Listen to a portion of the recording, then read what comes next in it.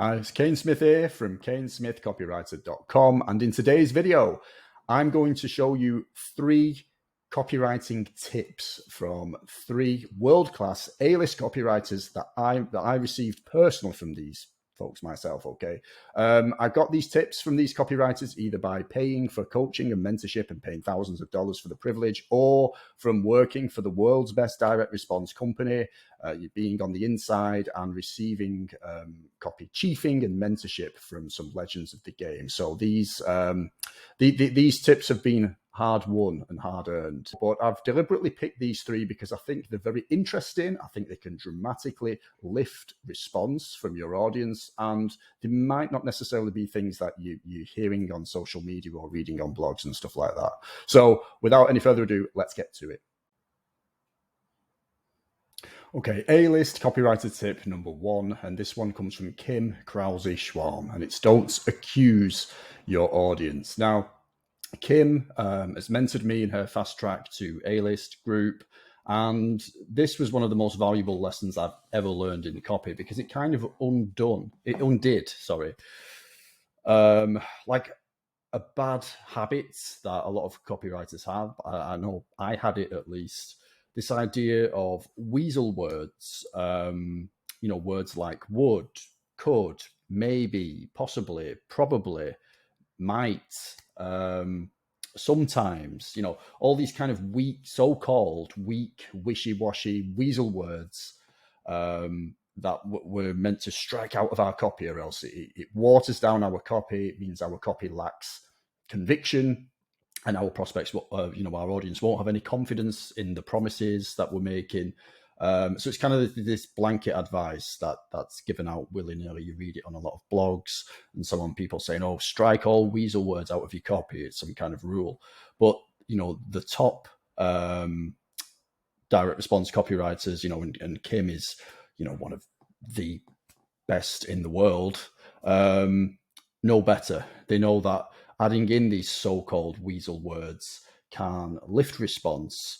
And kind of drilling down a level deeper, you can sometimes fall into the trap of accusing your audience if you don't include these words, like if you don't insert some kind of element of doubt, if you try to be too confident and too assumptive about what your audience are feeling, you could turn them off completely. So, for example, if you're trying to speak to your audience's pain point, don't automatically assume that they suffer from it as badly as perhaps you as the copywriter would like them to. Don't just accuse them. Don't say you're having sleepless nights because of XYZ. People might react badly to that. People might read that and say, well, actually, I'm not. Who are you to say that? If you say you might be having sleepless nights because of XYZ, that word might, that so-called weasel word, it introduces an element of doubt. It shows you as someone who's not trying to be an insufferable, like, know-it-all, like, you're not pretending you know everything about your audience. You're kind of offering information and saying, look, if possibly you could be suffering from this could be a problem you have. If you do have this problem, this might be something that can help. And it lowers down that resistance, okay? It knocks down the barrier that some people might have towards reading your copy if you're just going to be so arrogant as to point the finger and say you suffer with XYZ problem. So that's kind of 2 tips in one. Don't accuse your audience, and use weasel words, so-called weasel words, in your copy, because they can they've been proven to lift response. I think there's the famous example of Gary Bensavenga and a headline he wrote for a financial, like a silver offer. I think the only word he tested using the word could. So I can't remember the headline. I can't remember the exact promise that was made in the headline. But he inserted the word could into the headline, the idea that this could perform for you. And it lifted response by a crazy amount, I believe in the hundreds of percent. So because when you introduce that element of doubt as well, sometimes that can cause drama and conflict. This could be the case. It creates almost like an open loop. Like, that element of doubt is essential for the story. And it makes your copy a hell of a lot more believable, and believability is critical. So that's copywriting tip number one. Kim taught myself and my fellow mentees this quite a few times during when she was reviewing our copy and showing us controls, successful controls that she's written. And it's a lesson that's really stuck with me. And I think it's an awesome tip you don't hear too many copywriters talking about. So A-list copywriter tip number two. This one it's a very high level one, and it's from one of my mentors, Nick O'Connor. Nick is one of the top financial copywriters in the world. He's a former publisher of South Bank Investment Research. I think he's worked for Agora he worked for Agora for about 11, 12 years maybe. Quite a prodigious talent as well. I think he started when he was only about 21, 22 years old, and he was, writing top performing sales letters even at that young age. So a very gifted guy, very extremely knowledgeable. And, my copy has been chiefed by Nick. And this was a very valuable lesson I learned from him. Okay, your big idea isn't a big idea unless it's a big idea to your audience. Now, I know that the whole concept of the big idea is something that is very big in the world of in the financial world, but it can be applied to any niche. No matter what asset it is, whether it's a sales letter or a sales page for a course or even a series of emails, even one email, an ad, there's going to be one core idea that you're trying to sell your audience on, and that's the big idea, if you like, for that particular copy asset. And a lot of the time as copywriters, we can, again, kind of like the previous tip, we can make assumptions about what our audience needs to hear. And a lot of that, it's not about what they need to hear, it's about what they want to hear. So, for example, in the financial niche, a lot of copywriters, myself included when I started, have this preconceived idea of what a big idea should be. It needs to be grand, it needs to be epic. It needs to involve geopolitics and huge political figures, conspiracies. This idea of wrapping up like a fairly straightforward promise in a way up in this kind of making it a huge event and this huge idea, like bubble wrapping it.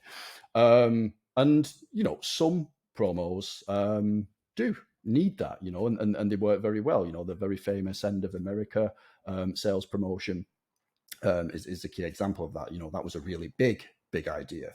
But a lot of the time, like the big idea behind any kind of launch campaign or promotion can be super simple. It can just speak to a desire that your target audience has, or the key problem that's keeping them up at night, and you can cut straight to the chase and just deliver a very simple, straightforward promise, and that could be a big idea to them. No need to blow it up into something bigger just because it makes you look really clever as a copywriter. A big idea isn't a big idea unless it's a big idea to your audience. If it feels like a big idea to you, crime in the neighborhood. If a big idea feels like a big idea to you, cool. Like you've got excited about your copy, and that will shine through. But you need to make sure that you're speaking to your audience's desires, your audience's problems and frustrations, and you're not just walking in with a preconceived idea of what you think your market needs to hear or needs to know. It's about what they want, not what they need. And A-list copywriter tip number 3. This is from Paolo Cabrelli, my publisher at South Bank Investment Research. He's worked for Agora for about 15 years. Probably, I've said this before, Paolo's probably the best copywriter, certainly in the UK, but possibly even in the world, that you've never heard of. He's very quiet, private guy. I don't think he's active on any social media channels, but this guy is responsible for, selling, tens of millions of dollars worth of digital information products through the sales letters and launch campaigns that he's launched over the course of a 15-year career. An amazing copywriter. And this one's very tactical. This is a very tactical tip. If you're writing headlines, and not just headlines for sales pages and stuff, but in email subject lines, or Facebook ads, the opening lines of your Facebook ad, it really helps if you suggest some kind of movements. If you use a word, I suppose we could call it an action verb, that either explicitly or implicitly suggest some kind of movements. Now, whether that's a progressive movement forwards or whether it's something more negative like you're sliding backwards. Headlines that suggest movement or momentum in some way can be very powerful. And over the years, he's tested many headlines, and a lot of the headlines that have achieved the greatest response, that have had people reading and responding to the campaigns, have usually involved some kind of movement in the headlines. So, like I said, it doesn't necessarily have to be a progressive movement forwards. The idea of something skyrocketing. It could be going backwards. Like you could be writing to somebody's worst fear. Like, you don't want to, regress or slide backwards or end up, in the same place you were before. Like it, that can be extremely powerful because no one wants that. All right. No one wants to go backwards. So whether you're suggesting some kind of backwards or forwards movement in a headline, it can be powerful. Another one, an example would be, I think, to quote a specific example from Paolo, was using the use of the word return. We were thinking of different headline variations for a promotion, and he really liked the one that had return. And it got me thinking, if you think of the 3 Lord of the Rings films, all right, and this is me, Paolo didn't mention Lord of the Rings, this is me, but you think of the 3 Lord of the Rings film titles, there was The Fellowship of the Ring. I'm sorry, I love that film, but it's just a really boring movie title. The second film, I believe, was called The Two Towers, was it? Or was it The Twin Towers? I think it was The Two Towers, or something about a tower. God, I can't remember. But the third one, The Return of the King, if they'd have just called it the Elf King, for example, you can tell I'm not a huge Lord of the Rings fan. I don't really know much about it, but it's that word return, the return of the king, that really grabs you and makes it interesting and makes it intriguing, and it suggests that something's happening and something's going on. It's by far the best title out of the 3. And I know that The Return of the King, I believe it was the most successful of the films. It's the one that won all the Oscars. I'm not saying it was because of the title or because it had a more interesting title. I just find that quite an interesting aside. But that's an example. Even a word like return, it doesn't have to be something super dramatic. To return, it sounds like quite an uninteresting verb to use, but it's still, there's a story in that word, isn't there? The idea that someone is returning to a place that they were before, or something is returning to a place it was before. That movement suggests a story. It suggests drama. So that's it. Those are 3 tips I've received from 3 different A-list copywriters at the very top of the game. A little bit different, a little bit off the beaten track from what you might typically hear. That was the whole point of this recording. I don't just want to regurgitate stuff that you've probably heard a million times before. So implement this stuff. I know this video, subscribe to the channel, hit the like button. Thank you for watching, and I'll see you soon on the next video.